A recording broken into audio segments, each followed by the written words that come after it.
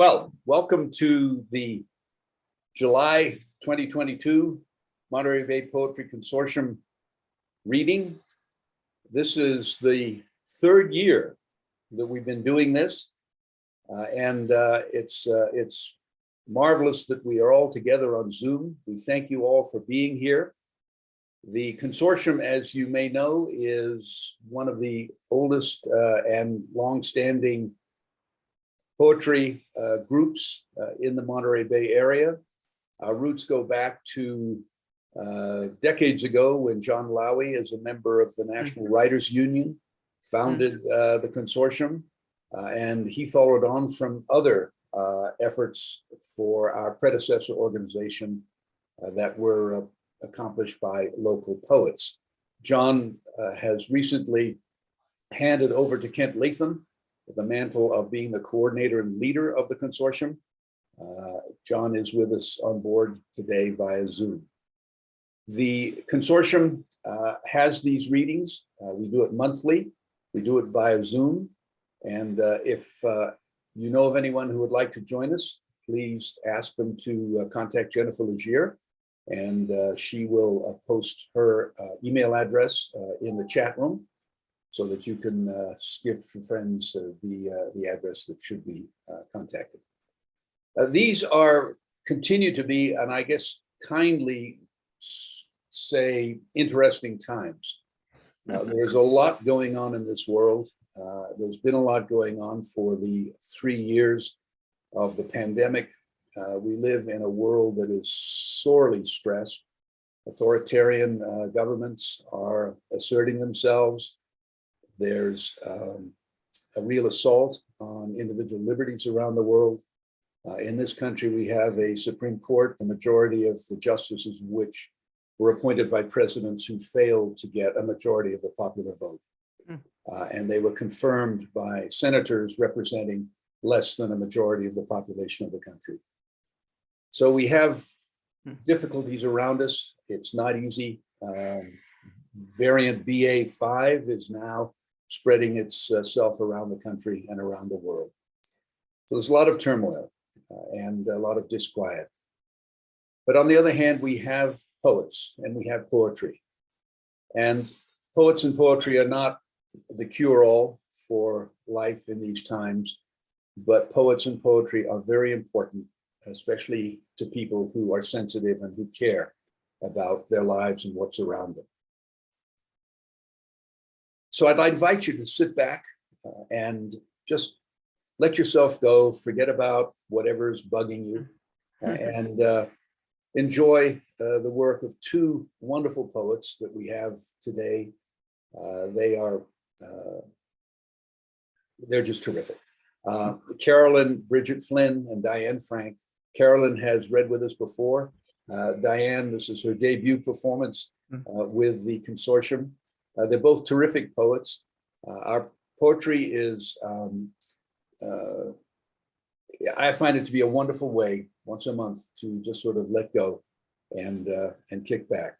And we have over a year's worth of, 3 years worth of recordings of the readings up on YouTube.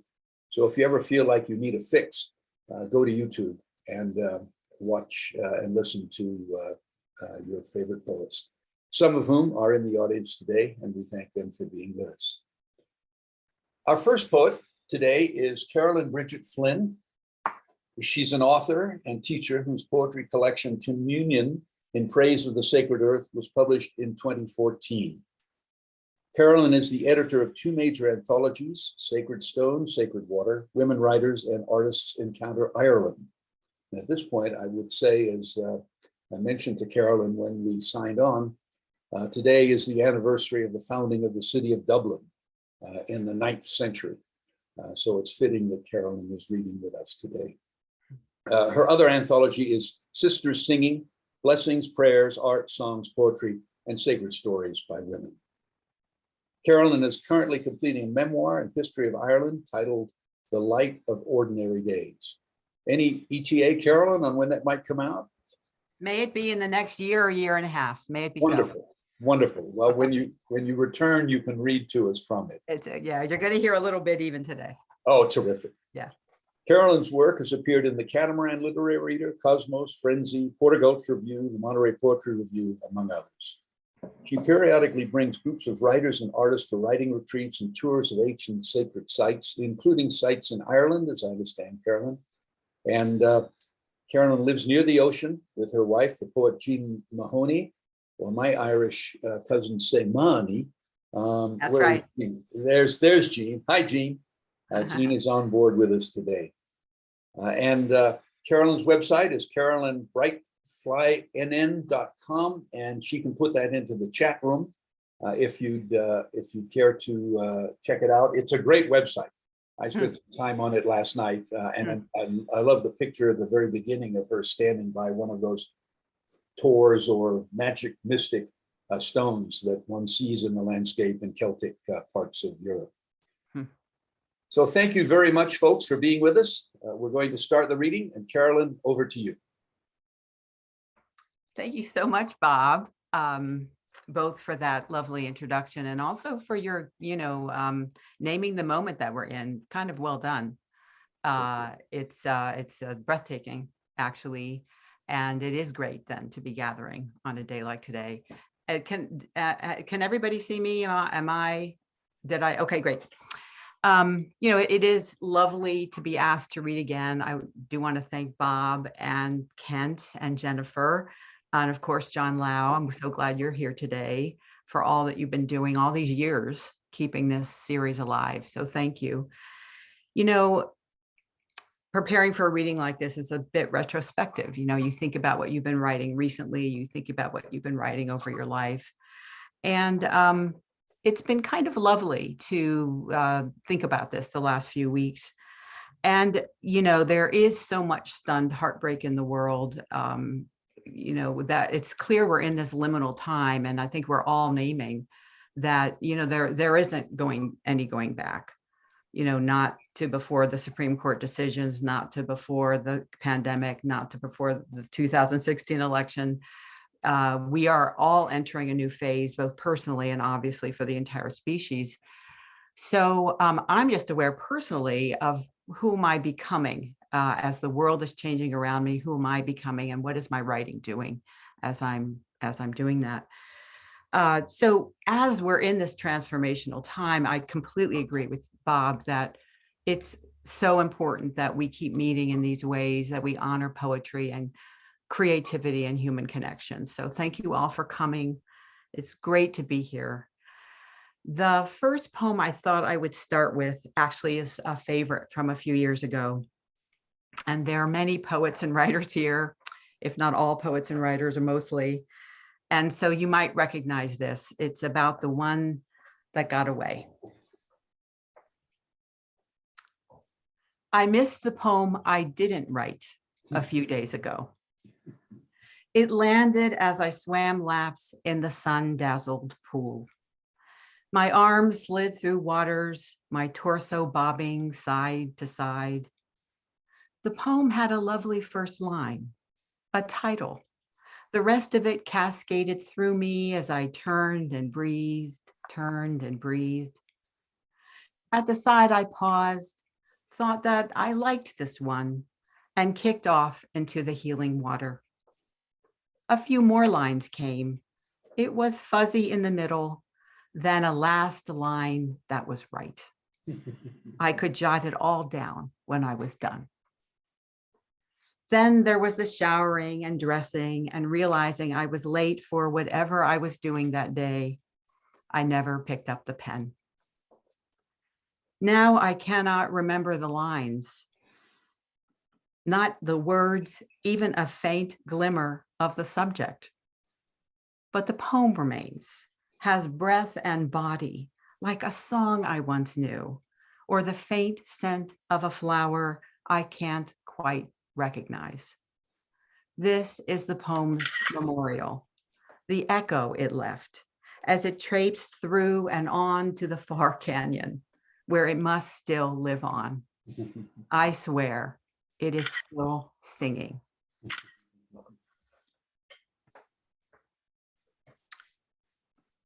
and I thought I would read a poem from Communion. This book, these poems were written about a decade ago when I was reading Rainer Maria Rilke. And I'm sure most, if not all of you, are familiar with this brilliant poet.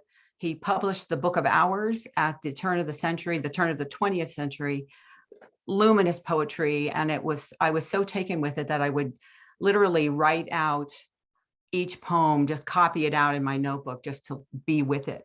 And then I would take one line and write a new poem as title.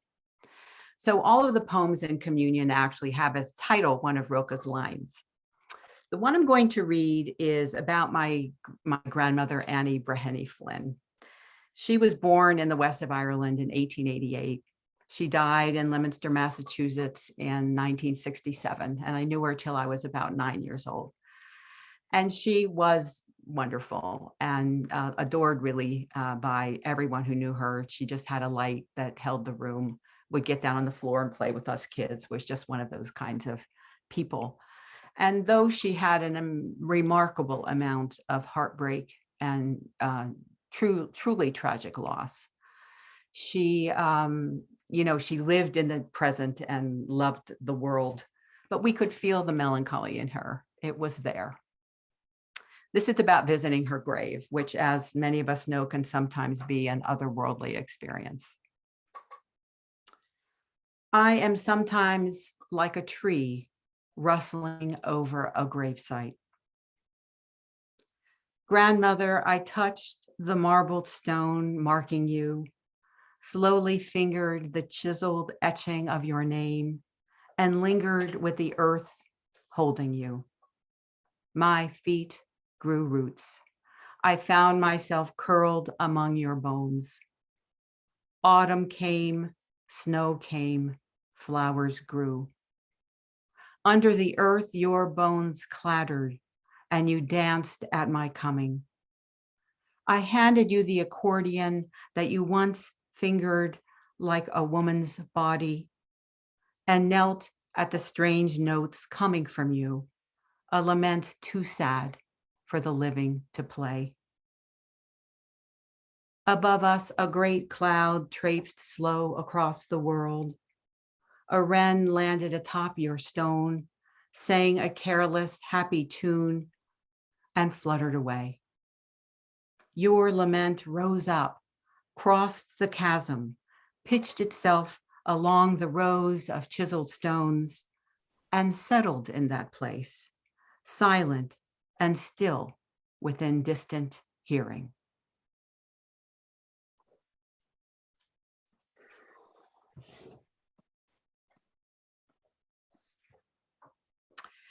And then, as I mentioned to Bob, I am also going to share with you just a couple brief paragraphs from the memoir and history of Ireland that I've been working on, called The Light of Ordinary Days. This is the work that's, taken up about the last 8 years of my life. And some would say my whole life, but that's a different story. This piece is the opening to chapter 4, which is titled Portrait. And old Andy in this story is the younger brother, actually, of my grandmother, Annie. He was still living on in the family cottage in County Galway when we visited there when I was a young teenager. Portrait.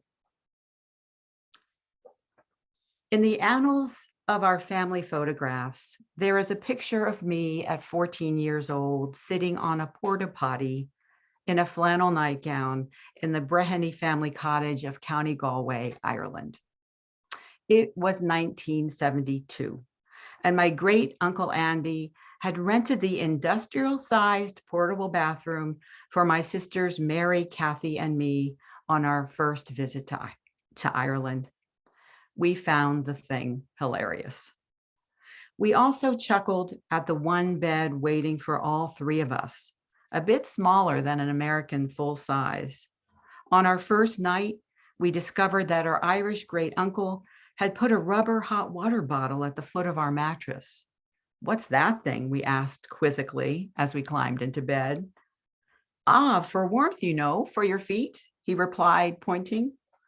Then he tossed another piece of turf into the small fireplace in our room. We'd been shown the pail with the dense peat logs, but didn't yet comprehend that the low burning flame was not just for atmosphere. We had never lived anywhere that didn't have radiators for heat, electricity for light, and water that showed up seemingly by right. It was March, and as we slept, the fire died down and the room turned cold, very cold. It didn't take long for the hot water bottle to become our best friend. So too, each other's warm bodies. We three found we didn't mind sharing the bed at all. Uncle Andy was our grandmother Annie's brother, though it was hard to connect the two.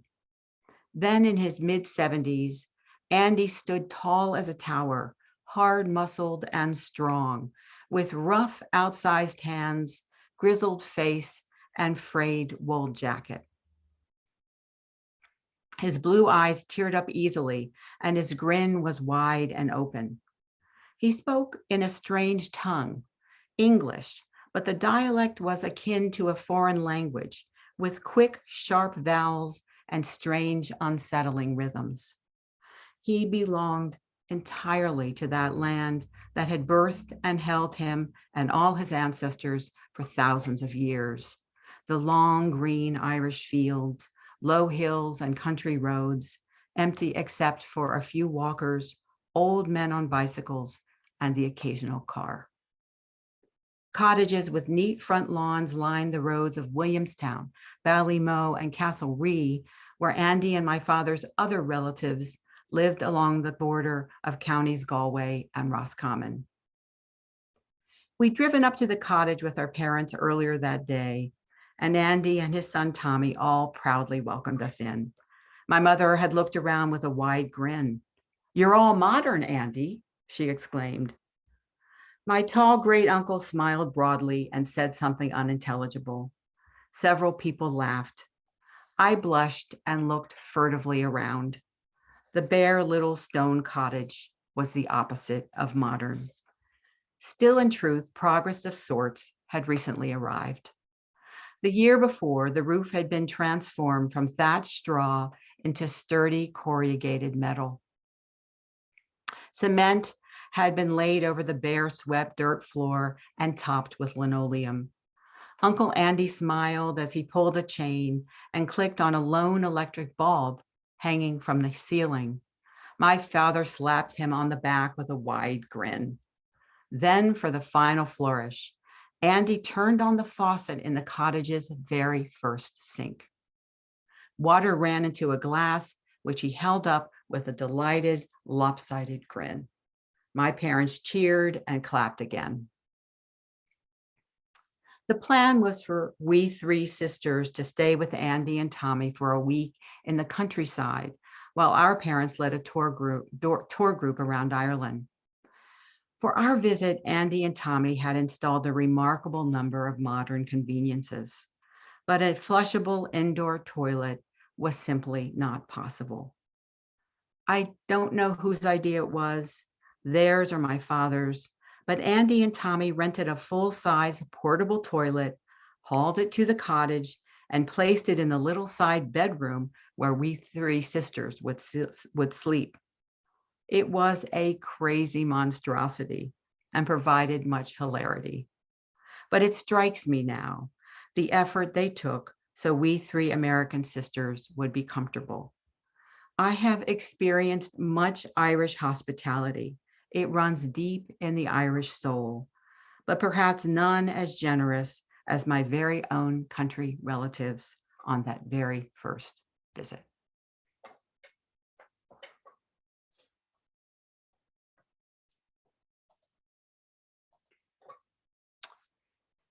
So these last few poems, or the next couple, were all written in the last actually several months.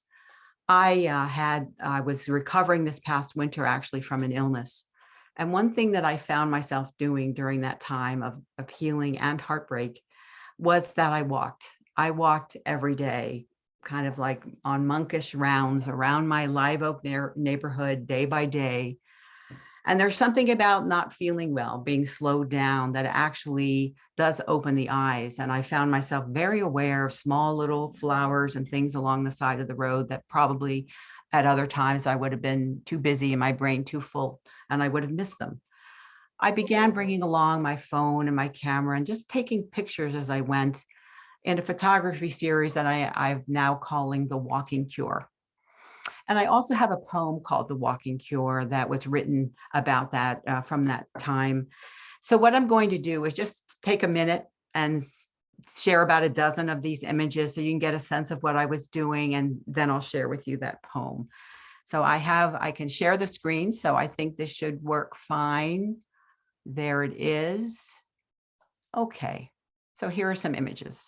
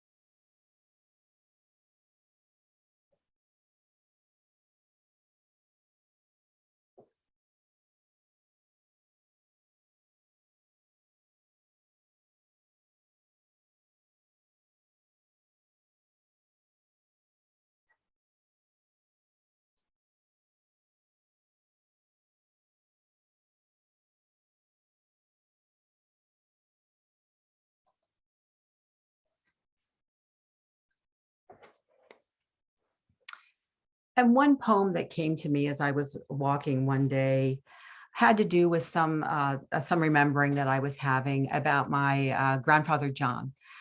He was actually Annie's husband. They came to Ireland together in 1914, lived here for 40 years, raised kids. He worked, at the local paper mill. And Annie they both really experienced a great amount, as I mentioned, heartbreak and tragedy. Yet Andy managed to keep her light and managed to she stayed in the United States and was surrounded by family at the end of her life. John didn't have that same amount of that same ability. And towards the end of his life, he ended up going back to Ireland on his own, and rather was ill and kind of lived out his life there alone. So a sadder story. And I was thinking about him. So this piece is about the whole story I was in. It's called The Walking Cure. They say my grandfather, once he descended into dementia or madness, walked the Irish roads, picking imaginary trash off bushes.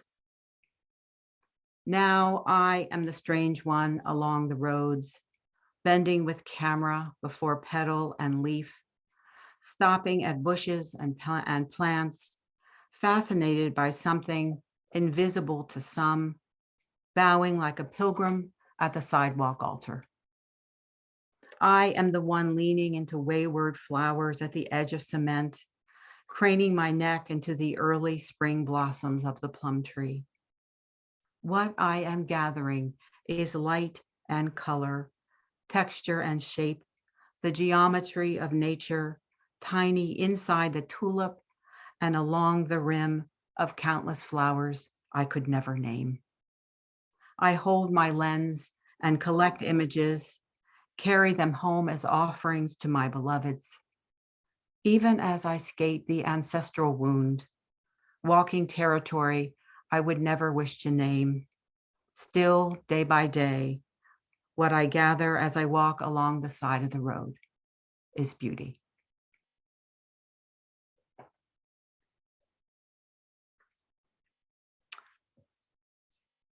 And then two more poems. This one also was written around that time, just this past winter. And Jean and I had gone out when I needed a blood test, and we'd gotten there, and there were 40 or 50 people in line, and everyone was wearing a mask, and it was COVID time, and it was horrible. And we had to wait 45 minutes, we knew at least. And this is what happened. And blessings upon Jean for saving my life a million times. The title is There were 8, no 9, no 10 great blue herons flying from the tree. On an ordinary cold February morning, we were waiting for a blood test, a long line. And you said, let's go see the herons who nest in the eucalyptus trees at the harbor while we wait. We parked and gazed upward, the sea on one side, trees on the other, and saw the nests so large, the herons quiet and invisible in the morning cold, not sunning their wide ancient wings as they had the afternoon before when they filled your sight. Then suddenly, just as we had to get back, how they all flew together, 8, no 9, no 10 great blue herons into the clean blue air, moving and flapping, rhythmic, their long feet tucked sleek against the sky, circling together above the water and bending home again into the tall tree. As if to say, the world is still beautiful to a wounded woman on the edge of time. There is still magic. Go to the place where the herons nest, stop by the water, open your eyes, simply wait.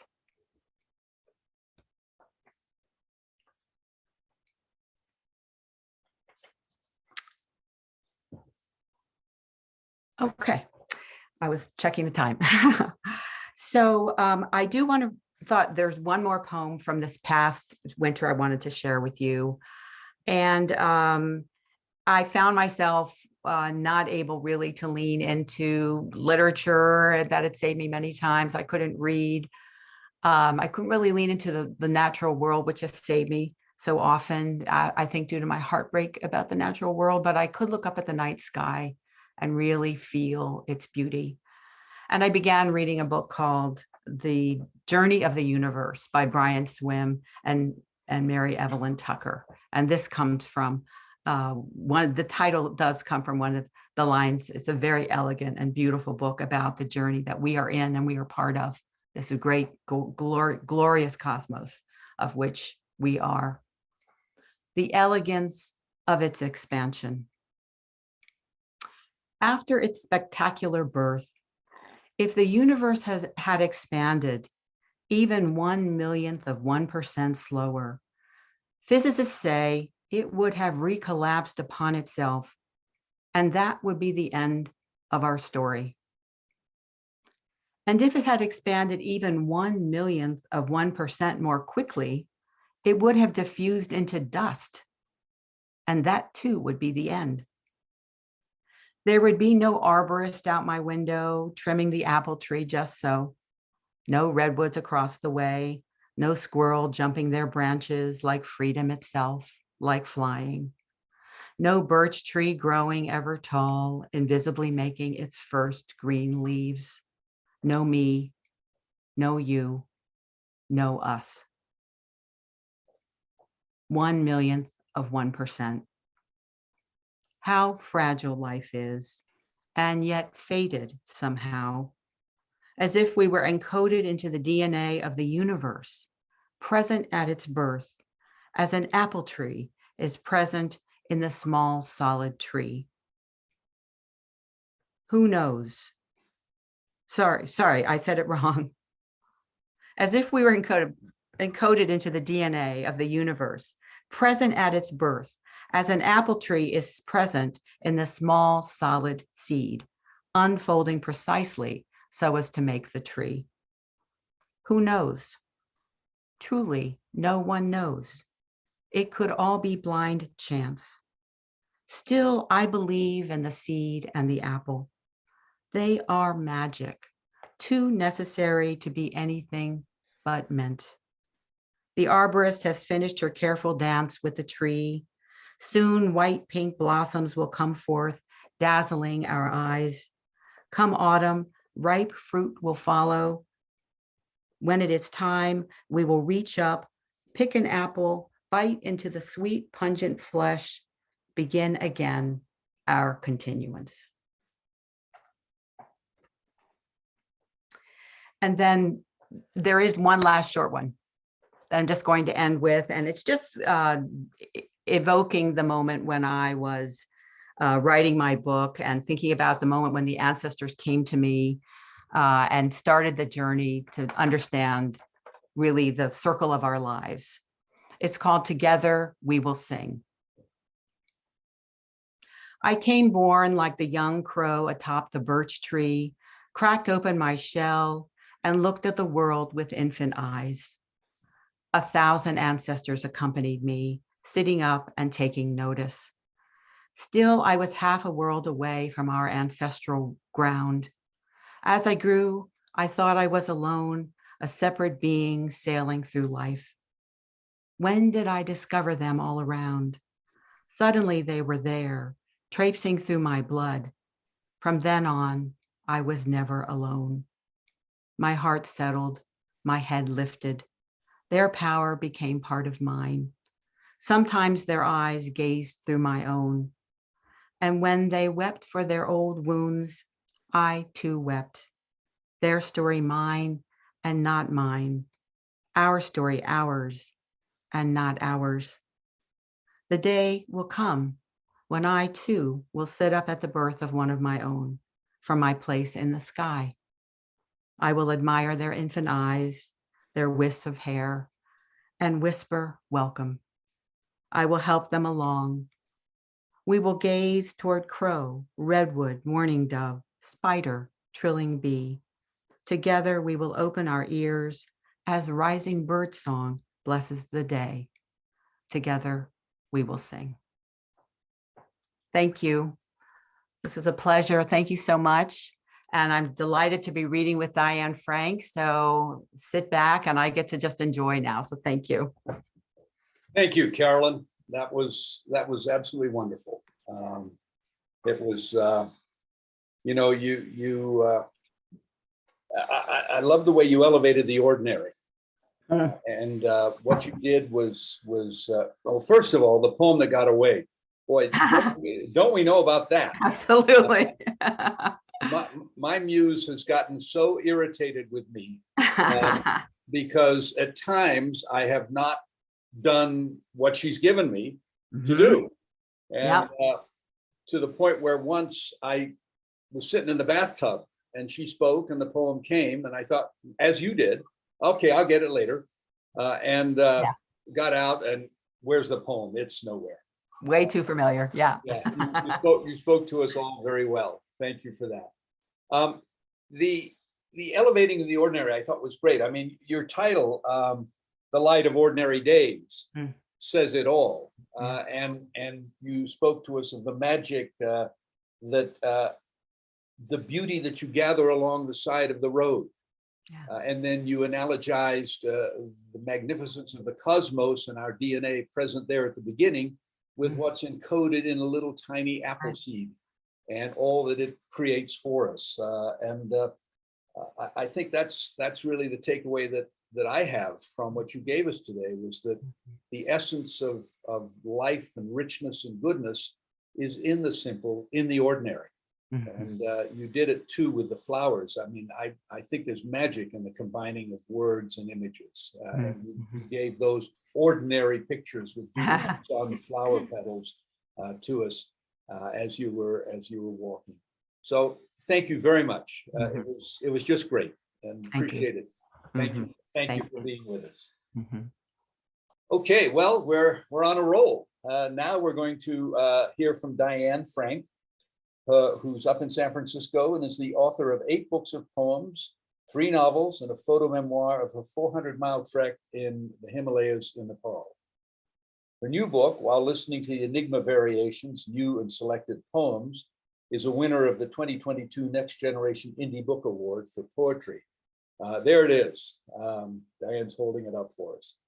I must say that last night, as I was putting all these materials together, I was listening to a classical radio station, and Nimrod, one of the Enigma variations, came on while I was writing. I thought, whoa, there's a little providential stuff going on. That was wonderful. Diane is also the editor, of 2 best-selling anthologies, Fog and Light San Francisco through the eyes of the poets who live here, and pandemic puzzle poems. Her first novel, Blackberries in the Dream House, won the Chelson Award for Fiction and was nominated for the Pulitzer Prize. So we're in pretty august company today, folks. Diane lives in San Francisco, where she dances, plays cello in the Golden Gate Symphony, and creates her life as an art form.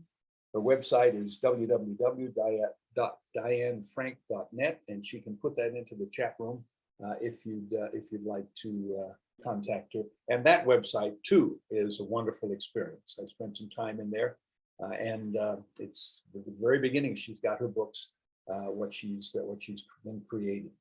So Diane, thank you for being with us, and over to you. I want to thank everyone who invited me to read this afternoon. Means a lot to me. And I also want to thank everyone who's here to listen. Really wonderful. Jen, it can either be dianefrank.net or dianefrank.com. Eric grabbed both of those sites. Before dianefrank.com became available, it belonged to a porn star. So he decided to grab it at the first time it became available again. And I also want to thank Carolyn for just a marvelous reading. Like from the first poem on, I loved everything that you read. And I'm kind of good about grabbing a pen when the muse speaks to me. I wanted to let you know that I wrote the first version of the title poem while listening to the Enigma variations on the program of the concert at the San Francisco Symphony while they were playing it. That was one of my habits. I really can't wait to get back to ushering. You know, the pandemic has just been so annoying in so many ways. But okay, so since I'm a cellist along with being a poet, I love writing about music. My first poem, Magnificat, is about a 20-hour marathon Bach concert at Syracuse University on the maestro's birthday. Magnificat for J.S. Bach. It was the old man's 285th birthday, and I mean the maestro, the Illuminata, Johann Sebastian Bach. I was a university student, and to celebrate 3 centuries of musical genius, our conductor led a 20-hour marathon concert starting early in the morning. All day, musicians and students migrated in and out of the auditorium with motets, cantatas, and concertos. A barefooted organist played the toccata and fugue in D minor, then a prelude entirely with his feet. I was amazed at the synergy of dance and sound. Our concertmaster dazzled us by playing the 6th Bach cello suite arranged for violin with his eyes closed. No music stand as he tuned to an inner singing. Segue to the entire orchestra walking on stage to play the 2nd Brandenburg Concerto, the Concerto for 2 harpsichords, the Concerto for 3 harpsichords, and later, just after sunset, the Magnificat. I was playing cello next to the harpsichord inside the sway of its musical body, surrounded by tones that took me back to an earlier century. That night, I had my first experience of musical transcendence. The moon was glowing through stained glass. On the stage, we were playing the Magnificat. Inside, we were flying in otherworldly ecstasy. By 10 o'clock that night, I could swear the maestro was there, listening and sometimes playing with us. Years later, on the other side of the continent, one of my private pleasures is playing the Bach cello suites late at night with no one listening.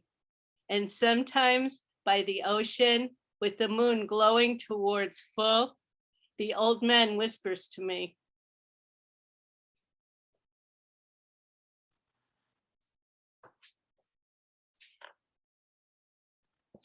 My next poem is The Genie. I feel that every day we have choices about how we're going to face the world. And this is written from the point of view of the genie inside Aladdin's lamp. The genie. The dancing girl in the yellow silk pants shimmered in my dream. She was a flame that kept burning in the morning. If I bring her to Aladdin, I can gaze into her chocolate eyes and lose myself in the maze of her footsteps. Aladdin thinks I am his servant, but every morning I weave a dream into the world where he walks by the river.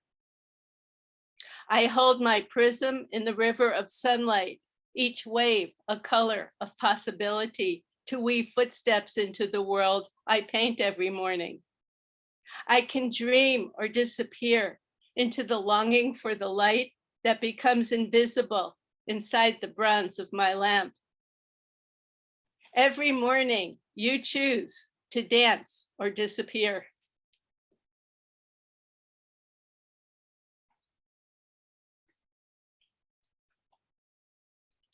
My next poem is Leap.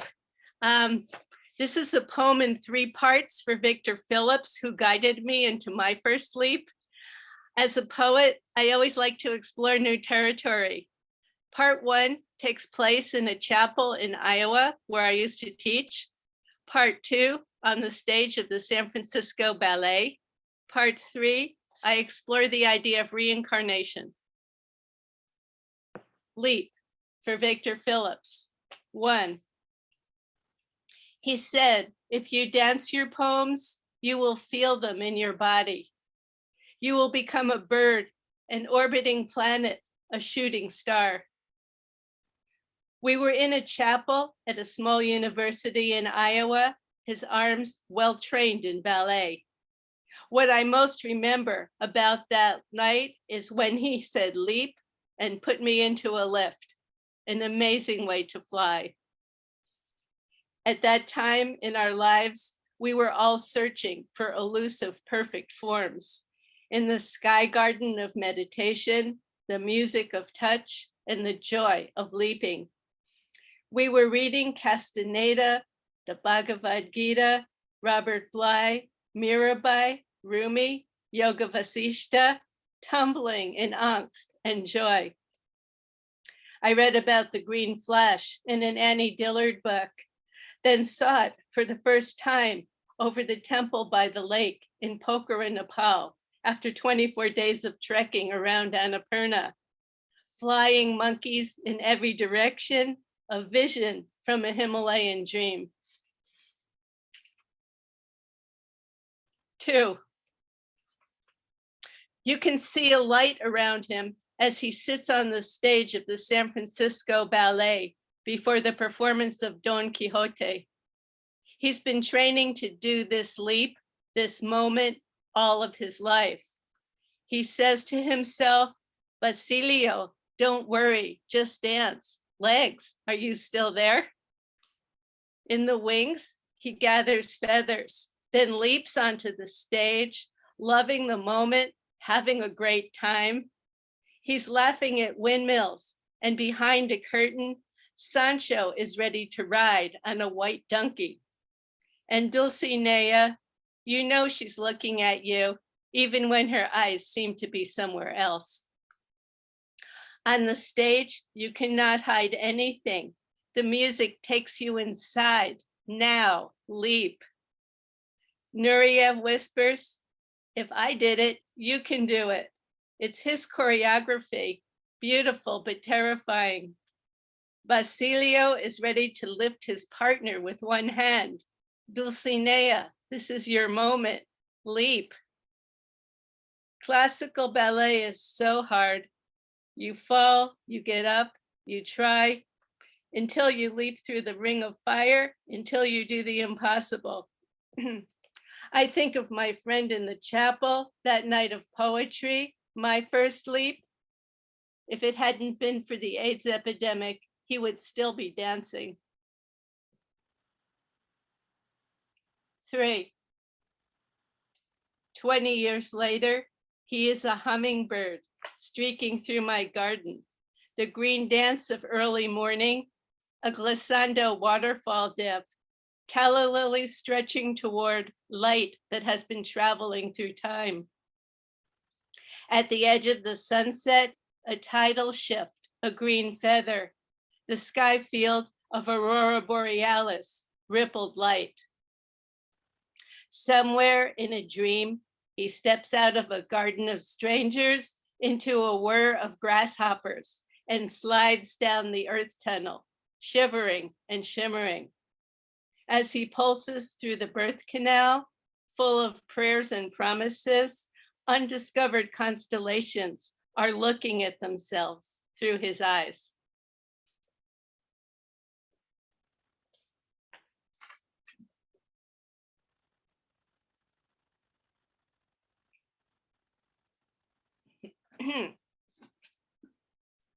My next poem is Tree of Life.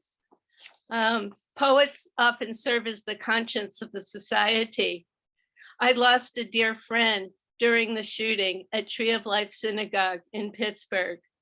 Jerry was in my circle of friends in high school, not just someone across the room. I woke up with this poem 4 days after the shooting, and I hope that you never lose a friend this way. And I'm reading it today for everyone who has lost a friend or family member or loved one during this terrible epidemic of shooting.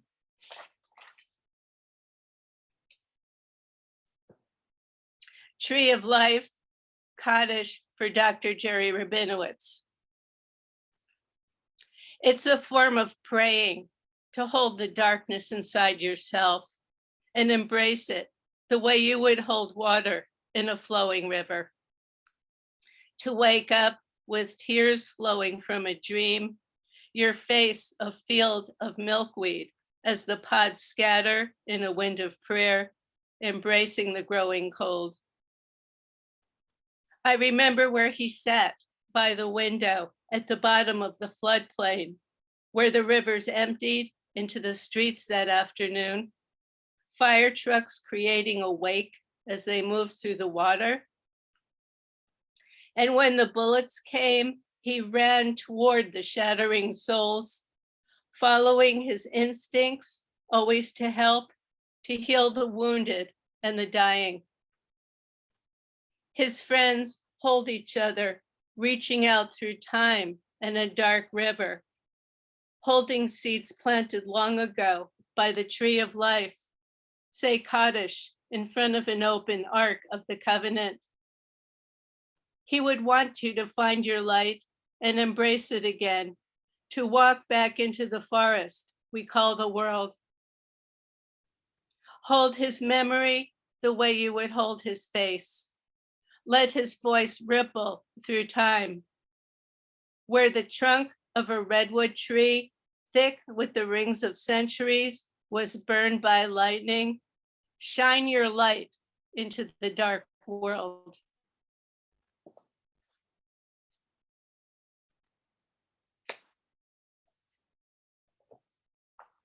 I can't read that poem without tears in my eyes. There's been an orchestral piece and a Kaddish written for my poem, and it began when we performed it. I was up on the podium with the conductor.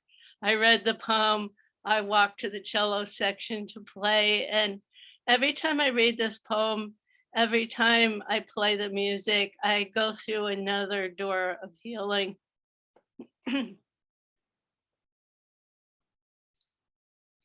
I'm going to follow with a very gentle poem about an experience in meditation. Somewhere in Tibet or in my mind. Late at night, I think about atoms and stars, layers of infinity, reaching out to the far expanse of the universe where there is no edge, reaching in to the core of atoms, layer after layer of particles, energy, light. There is something even beyond this, which I can feel, but don't completely understand.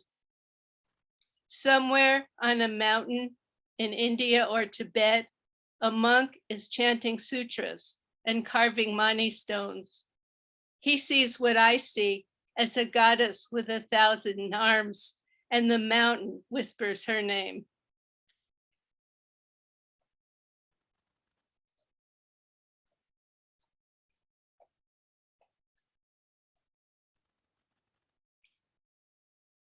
I'm going to read a poem called Thornton Park. The poem is about what it was like to be 19 years old, a student at Syracuse University. Thornton Park.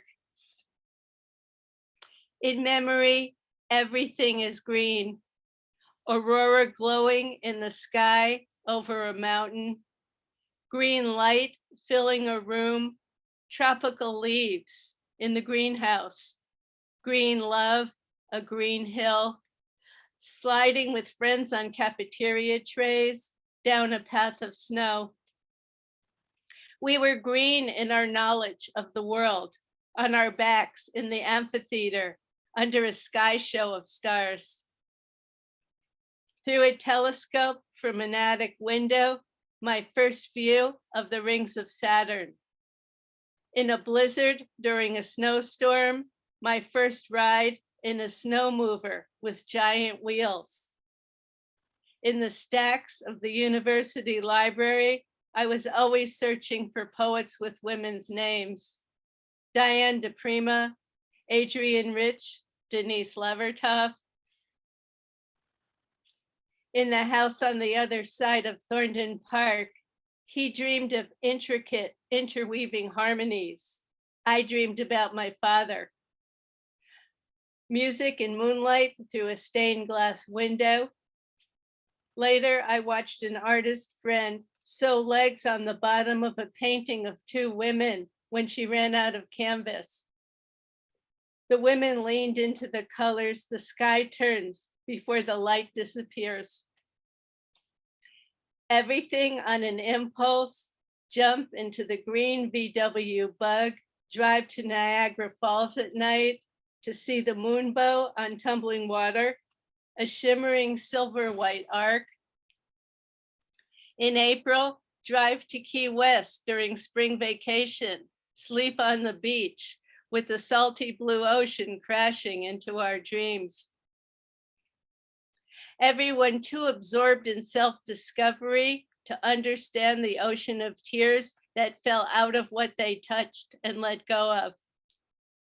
Climbing ladders and scaffolds of buildings under construction. We were under construction. Yes, our lives were like that, green in those days.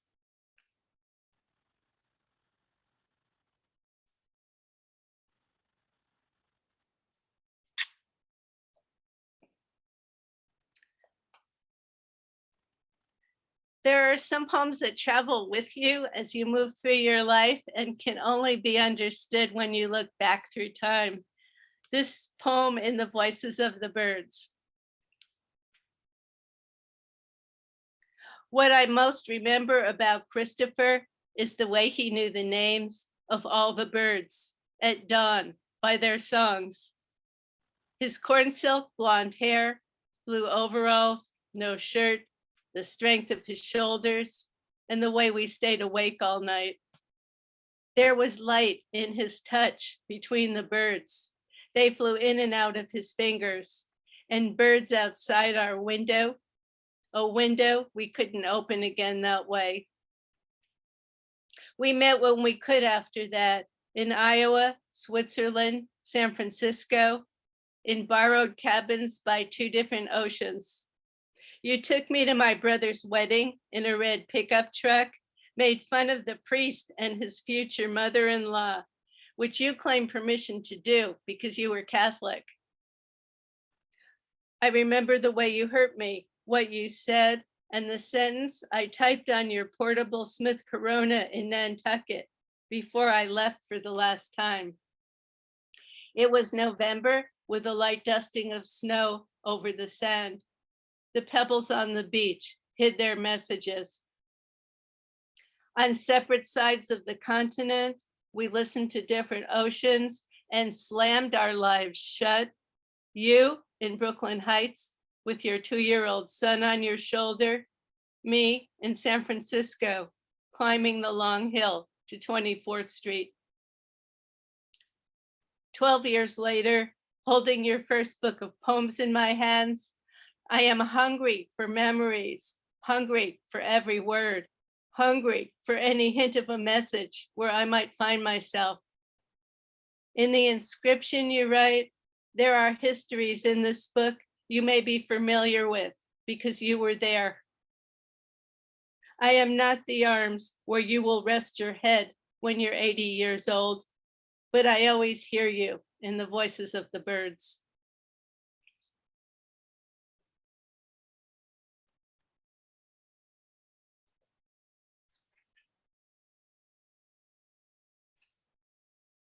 Two more poems. This is a tiny poem that I wrote for my husband before I met him. It's called Iowa Omen. I'm kind of a late bloomer that way, but even before I met Eric, I always knew that I had a soulmate. 3 hawks fly south as your voice trembles across the Great Plains. Fields of sleeping cows, a gentleness in the land. Here is the omen, sky splashed with aurora, blue stars, curtains of light. The letters are gold on red silk, Japanese calligraphy. If I had the right kind of ink, I'd write them on your skin.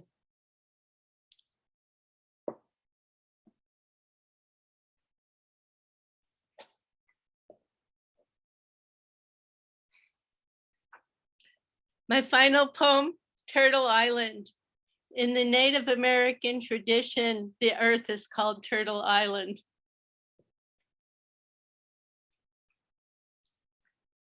What if the world was created by a giant turtle swimming across the sky at the beginning of time? What if the turtle carried dreams in her belly, giving birth to fish and stars? What if the high-flying tern marked the world lines of space and time with nets of aurora borealis? What if the donkey said, the humans are a joke, spinning through space, juggling fire and ice?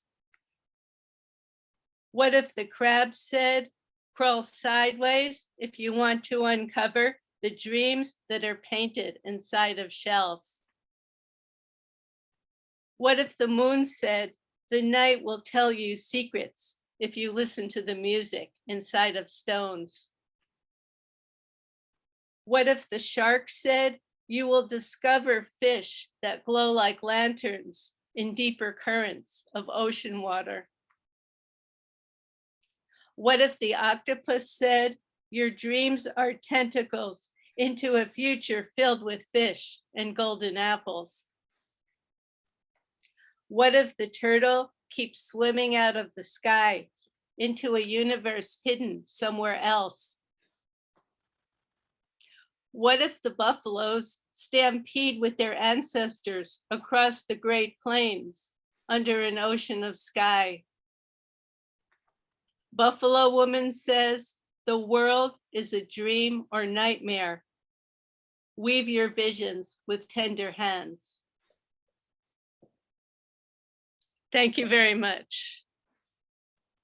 You're welcome, Diane, and thank you very much. That was just wonderful. I loved your line about words. If I had the right kind of ink, I'd write them on your skin. And what you did is you actually wrote them in our hearts and our minds today. It fit with what you said about the music takes you inside, and so did your poetry today. It took us inside, and it was wonderful. I'm amazed. The vividness of your imagery is so compelling. You talked about flying monkeys. You talked about musical transcendence. Somebody performing the toccata and fugue with bare feet on an organ. That's just amazing. And you had the green dance of a hummingbird. You had the moonbow on tumbling water at Niagara. You just took us to so many places. And you said a word that, or a phrase that applied to you back then, but applies to us now. We were under construction. We were green in those days. I think there's still some truth to that for all of us as we go through life. We're always under construction, and I think you helped us. And I think the cap, at least for me in these times, is you had a line in Tree of Life about walking back into the forest that we call the world. A sheer act of courage and necessity, really. And that's what your poetry did today for us. It helps us to walk back into the forest and to carry on. So thank you very much. It was just wonderful. And I know everybody joins with me in applauding. We'll actually, people, if they want to unmute, can say things to you and to Carolyn. It was just wonderful. Thank you so much. I totally want to thank you for just such a deep understanding of the way I write. I mean, you don't always go to a poetry reading and get this type of, depth of understanding when you get done reading. I so appreciate it. And I also wanted to say to everyone that's here today, the email of my press, Blue Light Press, is bluelightpress, all together is one word, at AOL.com.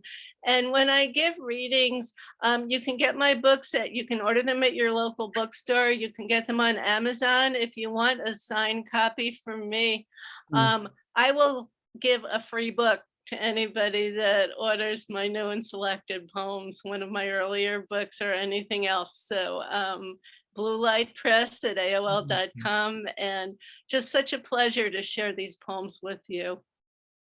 Well, thank you, Diane. And Blue Light Press is a wonderful press. They generate, you generate marvelous works. And so, yes, do go. I've been on that website too. So folks, do go there. It's wonderful. Well, this has been a great afternoon. It's been a boost, as these readings, at least for me, always are. And thank you all for being here. We're going to do this again. Stay tuned. We're going to do it next month. Ayez Pirani and Leonore Wilson will be reading. And it'll be on Sunday, August 14th, 2 o'clock via Zoom, sponsored by the Monterey Bay Poetry Consortium and Old Capitol Books, which is a bookstore in Monterey. They are fellow sponsors with us, and they, along with all the other independent bookstores in our area, are very important parts of the poetry world, and they merit our patronage. Amazon, yes, is great, and so are the other online services, but there's nothing like going into a bookstore, and all the ones around here are ready and waiting for you to do that. Be sure, please, to visit them when you can. And if you want more information, please contact Kent Latham at kent.latham.poet@gmail.com. Jennifer will type into the chat room Kent's address, also Jennifer's email. If you or friends want to be on the mailing list and are not, she's already put that in there for you. And please be sure to like us on Facebook. We have a page there. And please stay tuned and in touch via our YouTube channel. So thank you all again very much. It's been wonderful to be with you. And thank you to our two poets, Carolyn and Diane, for just lifting us up this afternoon and enriching our lives today as we move further into summer and our lives in these amazing, challenging, but also good and exciting times. So thanks again. We'll see you all next week. Take good care.